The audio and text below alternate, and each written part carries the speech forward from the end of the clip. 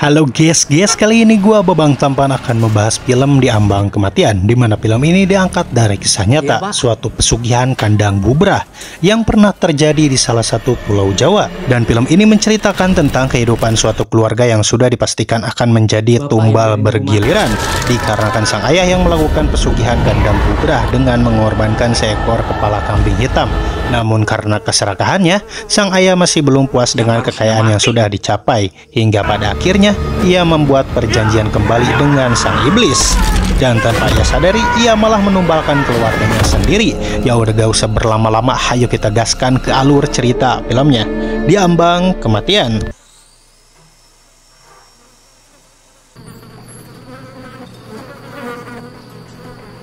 Kisah dibuka di akhir tahun 2001, di mana ada seorang ibu yang sudah sakit-sakitan dan sakitnya pun di luar penyakit medis pada umumnya. Sang ibu ini yang terlihat sudah luka-luka, di mana ia didampingi oleh anak wanitanya yang bernama Nadia. Dan sang ibu pun tiba-tiba muntah darah.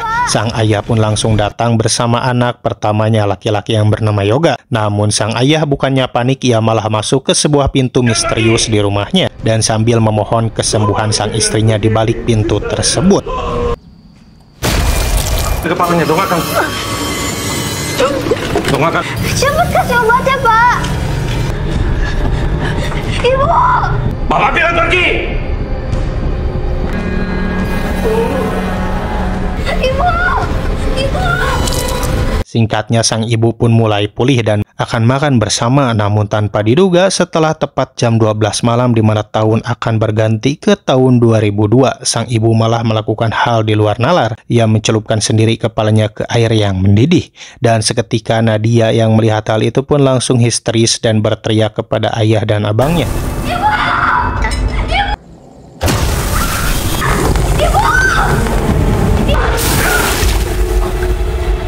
Sang ibu pun langsung akan dilarikan ke rumah sakit. Namun sayangnya, kondisi luka wajah dari sang ibu yang sangat mengkhawatirkan dan sudah tidak bisa tertolong lagi dan harus meninggal dunia. Singkat cerita, 3 bulan berlalu dan terlihat pekerjaan ayah mereka, yaitu mempunyai toko sembako, dan toko sembako yang baru ia buka langsung diserbu oleh para pembeli dan mengalahkan toko sembako yang sudah lama ada sebelum toko milik Suyatmo dibangun. Yang itu awalnya langganan toko sebelah, Pak. Sekarang Scene pun beralih kepada Nadia yang sedang berada di rumahnya dan terlihat rumah mereka sedang direnovasi. Nadia pun menghampiri kakaknya Yoga yang terlihat aneh karena Yoga menatap terus ke lantai keramik, dan pada akhirnya Yoga melihat lantai keramik itu bergerak dengan sendirinya. Ia pun segera menggeser keramik itu dan tiba-tiba ada yang menarik lehernya dan juga keluar puluhan kalajengking dari lubang keramik yang sudah Yoga geser.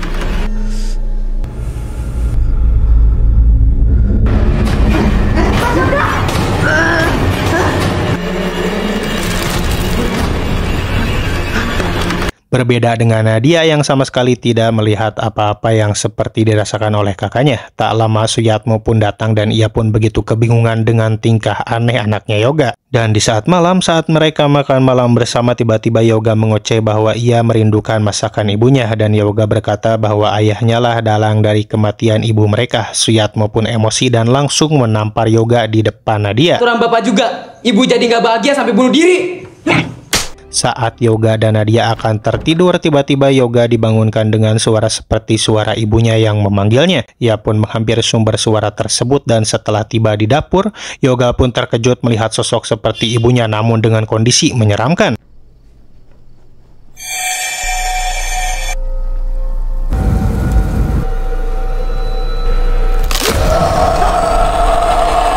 Yoga pun segera masuk ke kamarnya lagi karena ia melihat ayahnya keluar kamar. Dan di saat tengah malam itu Suyatmo memastikan anak-anaknya sudah tidur. Tapi Yoga belum sepenuhnya tidur, ia malah mengikuti ayahnya masuk ke ruangan pintu misterius itu dan mengintip di balik lubang kunci pintu misterius itu, dan terlihat Suyatmo sedang melakukan ritual di ruangan itu dengan suara rintihan seekor kambing.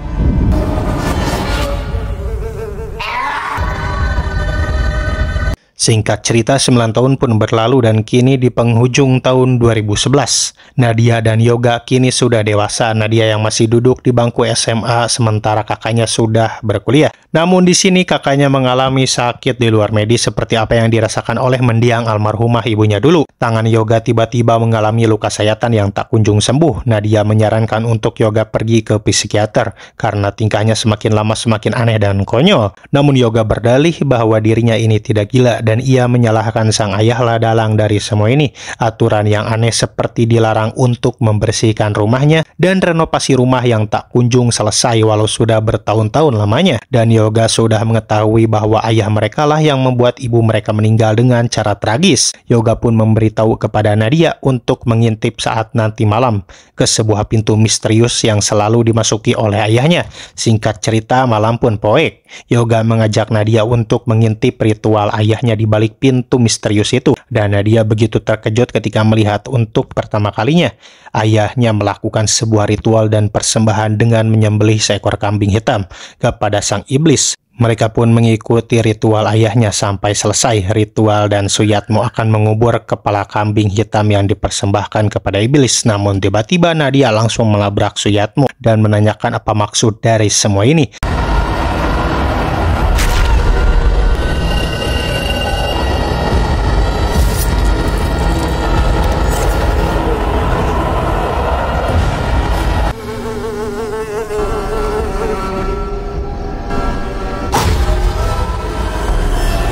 Maksudnya apa, Pak?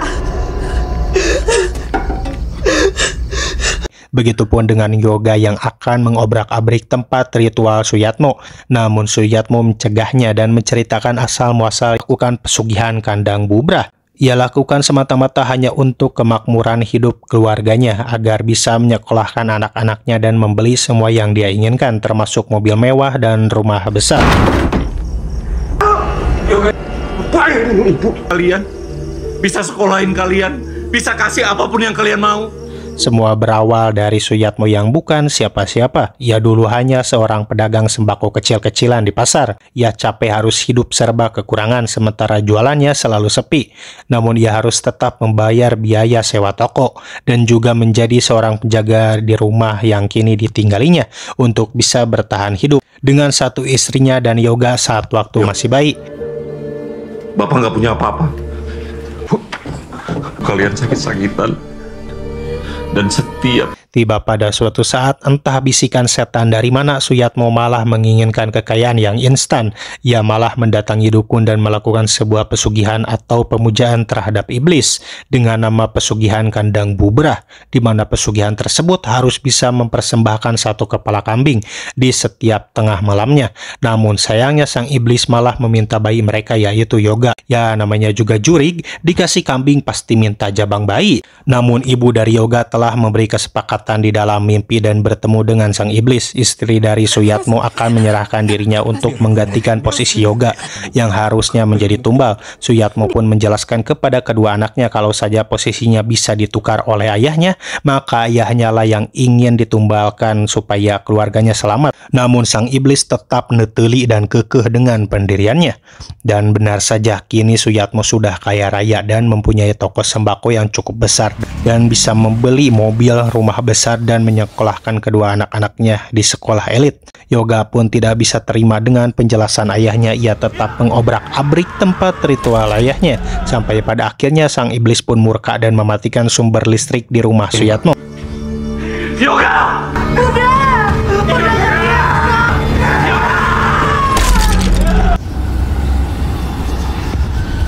Yoga juga dihantui oleh sosok yang menyeramkan saat akan hendak pergi ke kamarnya.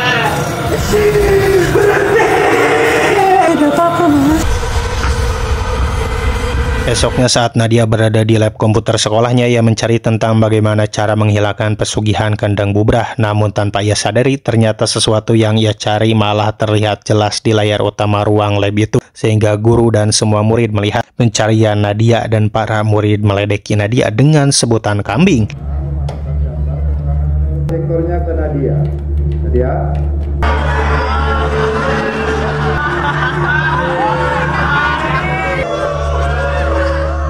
Setelah kejadian itu, Nadia langsung memasuki perpustakaan untuk menenangkan diri. Ia bertemu dengan teman lelakinya yang memang hanya dialah satu-satunya teman yang care terhadapnya.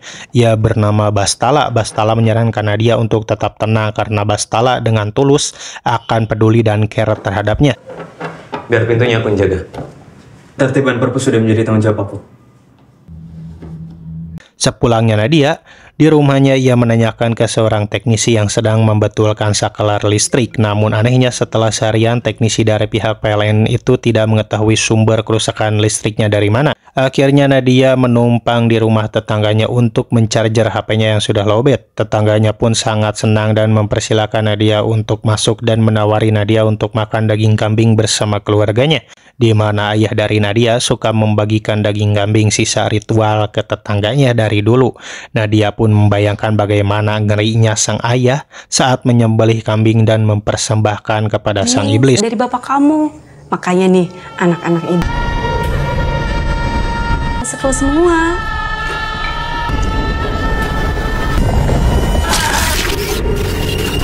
Nadia pun kembali lagi ke rumahnya. Saat setelah selesai mencarger HP, ia pun langsung bertemu sang ayah.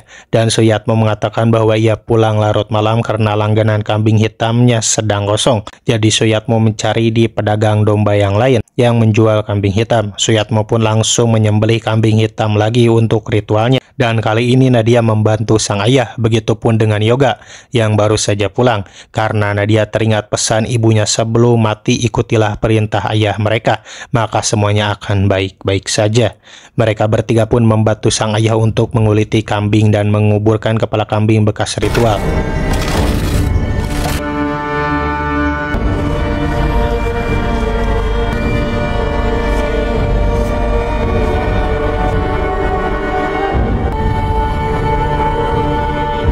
Singkat cerita, tak terasa tahun baru 2012 pun akan segera tiba. Mereka bertiga pun mulai merayakannya dengan membakar jagung dan akan segera menunggu pesta kembang api di atas langit. Namun hal di luar dugaan pun terjadi saat Yoga hendak masuk dulu ke kamarnya untuk mengambil jaket. Ia diteror oleh iblis berkepala kambing.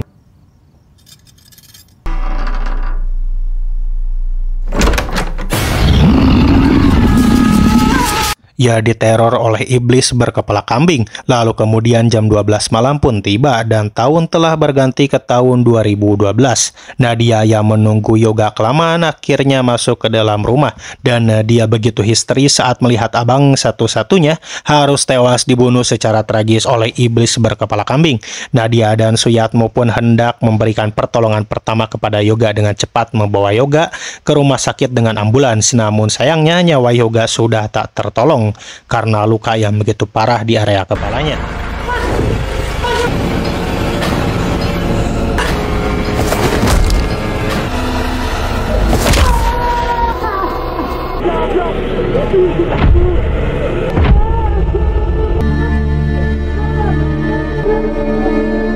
Esoknya Yoga pun dimakamkan. Tadi saya yang sholatkan.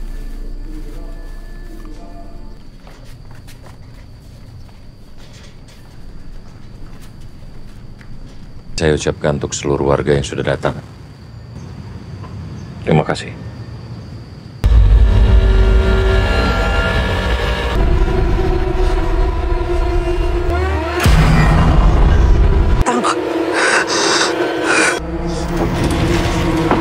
Di lain hari saat Nadia kembali ke sekolah saat ia hendak melakukan kegiatan membelek tubuh kodok, namun tiba-tiba ada kepala kambing yang terjatuh di sampingnya. Ia pun terkejut dan langsung pergi dari ruang kelas.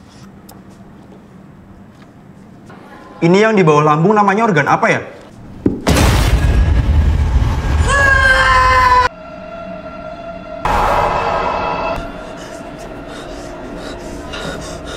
Dan kembali bertemu dengan Bustala lagi di perpustakaan.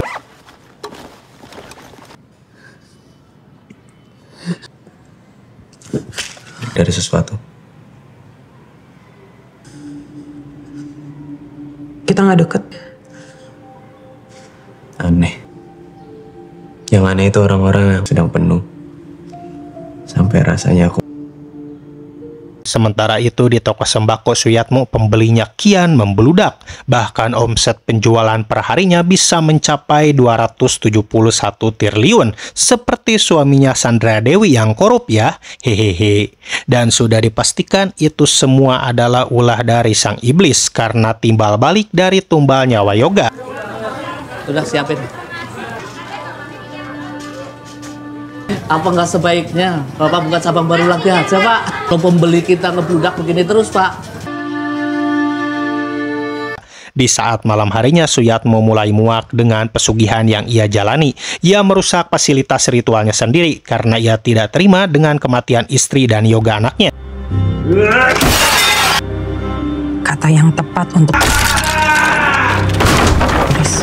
Aku nggak tahu bagaimana. Akhirnya Suyatmo mengajak Nadia untuk pergi ke seorang dukun yang awalnya mengenalkan pesugihan kandang bubrah ini. Suyatmo bersama Nadia pun pergi ke tempat dukun itu di sebuah pedalaman hutan. Namun saat di perjalanan ada sosok nenek-nenek yang menghantui Nadia, sehingga mobil Suyatmo pun kecelakaan. Dan di saat Suyatmo pingsan, Nadia kabur dari mobil dan berlarian di hutan itu. Dan ia pun terkejut saat melihat puluhan orang yang mempunyai luka dengan sangat parah menghantui Nadia. Begitupun dengan anak kecil yang tiba-tiba keluar dari dalam tanah. Nadia pun pingsan. Dan setelah Nadia sadar, ia langsung berada di gubuk seorang dukun langganan ayahnya. Dan Suyatmo meminta sang dukun untuk menghentikan semua teror ini. Namun sang dukun berucap bahwa dia hanyalah seorang pelantara. Barang siapa yang sudah membuat perjanjian dengan iblis, maka ia tidak akan pernah lepas sampai kapanpun. Bahkan Suyatmo dengan keserakahannya yang meminta harta berlebih yang dari awalnya pesugihan dengan kepala kambing, kini sang iblis meminta nyawa keluarganya. Saya cuma perantara. Sudah, kalian pergi. Melanggar akad perjanjian. Mau membuat perjanjian baru dengan makhluk itu. Mau dimakan keserakahan kamu sendiri. Merasa tidak mendapat jawaban pasti dari sang dukun, Suyatmo pun pergi untuk pulang lagi bersama Nadia. Dan Suyatmo sekarang bertekad untuk menghentikan pesugihannya tersebut. Ia menjual semua aset kekayaannya untuk diwakafkan ke pesantren-pesantren terdekat. Ia menjual toko, menjual rumah, menjual mobil mewah, dan sebagainya. Namun rumahnya tidak kunjung laku. Dan ia bersama Nadia melanjutkan perjalanan untuk berkeliling Pulau Jawa dengan kijang yang tidak Suyatmo jual untuk mencari orang pintar atau dukun yang bisa mengusir iblis berkepala kambing supaya lepas dari ikatannya. Dari sampai dukun yang katanya hebat, dukun yang katanya mujarab ia datangi. Namun sayangnya perjalanan dari tahun ke tahun tak terasa tidak ada satu orang pintar pun yang bisa menghentikan pesugihan kandang bubrah itu. Keajaiban. Kuat. Dan juga dia kuat. Sudah bertahun-tahun kami berkelana, seolah dalam mimpi diharapkan. Bapak tidak pernah menemukan ketenangan. Keluar itu pasti ada. Dan hingga pada pencarian terakhir ia bertemu dengan orang pintar yang bernama Mbah Unjuk. Dan Suyatmo memohon pertolongannya kepada Mbah Unjuk untuk bisa lepas dari pesugihan kandang bubrah ini.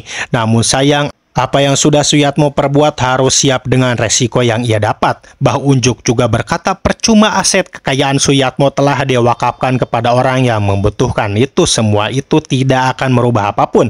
Pesugihan akan tetap berjalan. 10 tahun sekali ada perjumpaan. 2002 istri 2012 anak barep 2022.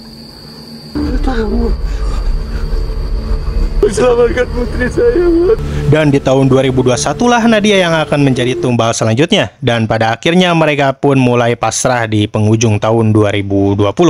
Suyatmo dan Nadia pun kembali pulang ke rumahnya yang tidak kunjung terjual. Dan sebelum ajal akan menjemput Nadia, ia bertemu dulu dengan Bastala untuk memberikan catatan perjalanan dan kisah hidup keluarganya yang selalu diambang kematian. Untuk? sekarang.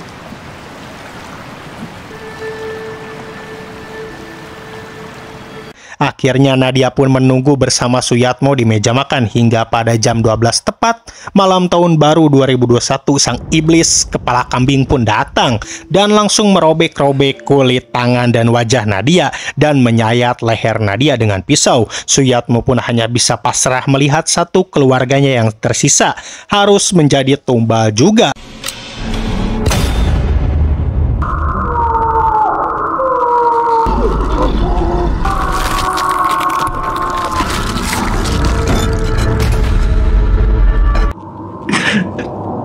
Beberapa hari berlalu, singkatnya Nadia telah dimakamkan di samping makam abangnya dan ibunya. Bastala pun melayat ke makam Nadia dan kematian mereka beranjak dalam 10 tahun sekali. Sang ibu wafat pada tahun 2002, Yoga wafat pada tahun 2012, dan Nadia wafat pada tahun 2022. Dan kematiannya semua tepat di jam 12 malam, tepat di saat pergantiannya tahun. Lalu di akhir film kita akan diperlihatkan Suyatmo yang sudah frustasi dan kembali melihat ruangan pesugihannya terbuka dan terlihat ketiga keluarganya sudah berubah menjadi anak-anak iblis berkepala kambing. Lalu film pun tamat.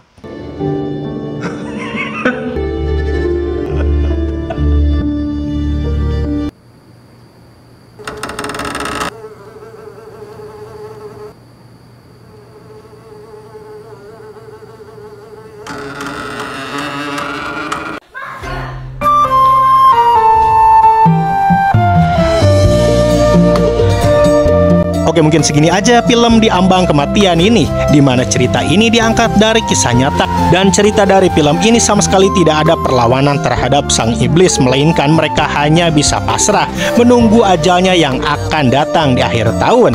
Sehingga pesan yang bisa kita ambil dari film ini adalah jauhilah perbuatan musyrik, karena dosa musyrik atau syirik itu adalah dosa terbesar nomor 1 yang tidak akan pernah terampuni. Perbanyaklah ibadah kepada Allah Subhanahu wa Ta'ala supaya kita semua dijauhkan dari godaan setan yang terkutuk. Oke, mungkin segini aja yang bisa gue sampaikan. Gua Bawang Tapan beserta tim redaksi TMF 96 yang bertugas. Saya sendiri mengundurkan diri. Sampai jumpa di video berikutnya. Tolong poho barudak untuk di subscribe aja ya, dan tonton sampai habis, jangan di skip, oke? Karena kami hidup dari kuota kalian. Yo. Melakukan dan meminta. Iya, tinggi banget ya. Pak, stop. Oke, boleh lihat ke sana. Makin dekat makin takut saya. Oke, silakan diberikan. Baik. Oke, teman-teman fotografer boleh ke atas. Silakan para pemain boleh menghadap ke layar. Sekarang kita bersama dengan teman-teman penonton yang ada di sini. Boleh dalam hitungan 3 teriak.